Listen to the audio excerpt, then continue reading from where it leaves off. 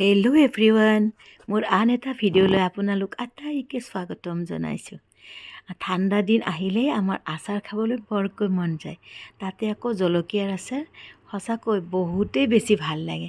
তো বলকচোন আজি মই কেনেকৈ জলকীয়াৰ আচাৰ বনালোঁ আপোনালোকৰ আগত শ্বেয়াৰ কৰোঁ।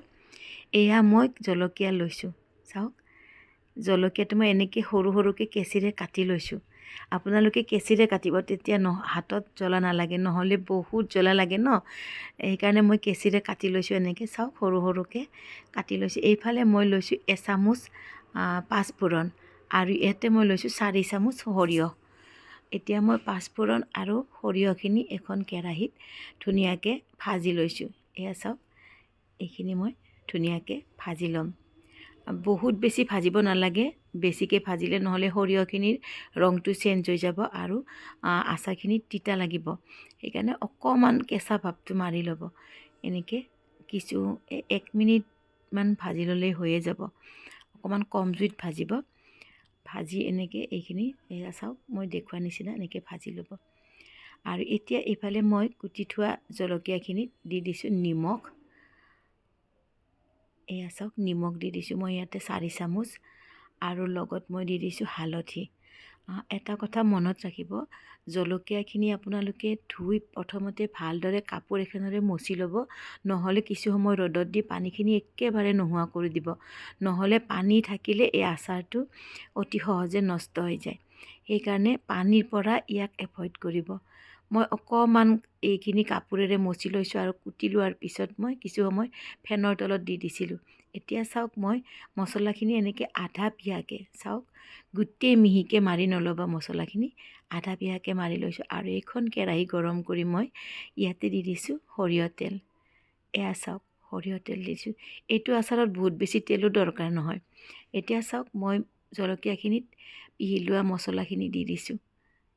এইখিনি ভালদৰে মই মিহলাই লৈছোঁ ইয়াতে। আপোনালোকৰ বাৰু কাৰ কাৰ জলকীয়া আচাৰ পচন্দ হয় মোক জনাবচোন। আৰু আপোনালোকে ক'ৰ পৰা মোৰ ভিডিঅ'বিলাক চাই সেইটো জনাব, ভাল লাগে জানিব পাৰিলে। এয়া চাওক, মই ধুনীয়াকৈ মছলাখিনি এনেকৈ পিহি লৈছোঁ। এতিয়া কেৰাহীখন গৰম কৰি তেলটো ভালদৰে উতলিবলৈ দিছোঁ। তাৰপিছত মই ঠাণ্ডা কৰি লৈছোঁ। আৰু এতিয়া ঠাণ্ডা হোৱাৰ পিছত তেলখিনি মই ইয়াতে ধুনীয়াকৈ দি দিছোঁ আৰু গোটেইখিনি ভালদৰে লৰাই দিছোঁ। এতিয়া চাব, মছলাখিনি খুব ধুনীয়াকৈ জলকীয়াৰ গাত লাগি গৈছে। দেখিছে চাগে, যোনে যোনে জলকীয়া খাই ভাল পায় তাৰ চাগে জিভাত পানী আহি গৈছে, নহয়নে বাৰু?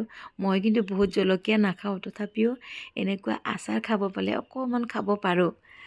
এয়া চাওক, এইখিনি ধুনীয়াকৈ মই এনেকৈ মিহলাই লৈছোঁ। আৰু এতিয়া এইখিনি সোনকালে নষ্ট নহ'বৰ কাৰণে মই ইয়াতে দিছোঁ 2 চামুচ বগা ভিনেগাৰটো, হোৱাইট ভিনেগাৰ। এয়া চাওক, আপোনালোকে যদি ভিনেগাৰ নিদিয়ে তেনেহ'লে ইয়াতে নেমু টেঙা ৰসো চিপি দিব পাৰে। তেতিয়া আচাৰখিনি অকণমান টেঙা টেঙা লাগিব আৰু খাবলৈও টেষ্টি হয়।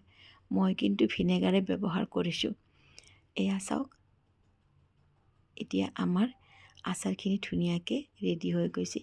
ইয়াক ভালদৰে মিহলাই আপুনি যিয়ে পাত্ৰত ৰাখিব পাৰে আৰু এইটো বহুত দিনলৈ ভালে থাকে। তেনেহ'লে আজিলৈ আহিছোঁ। পিছত পুনৰ আকৌ এটি ভিডিঅ' লৈ আপোনালোকৰ ওচৰত আহিম। কেনে পালে আপোনালোকে জনাব। যদি ভাল পায় মোৰ ভিডিঅ'ত লাইক, কমেণ্ট আৰু মোৰ চেনেলটো ছাবস্ক্ৰাইব কৰিব বুলি আশা ৰাখিলোঁ। Bye bye, see U.